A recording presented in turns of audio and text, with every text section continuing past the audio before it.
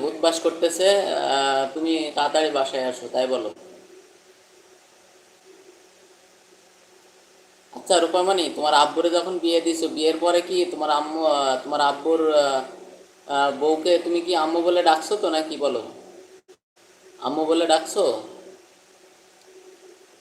কোনোদিন ডাকছি না, বলো একটু শুনি।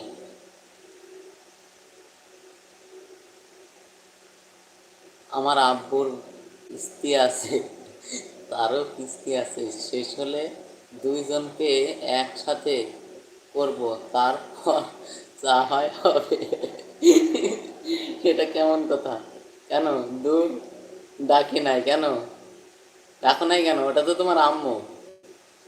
হায় রে আল্লাহ, এটা কেমন কথা বলো তো?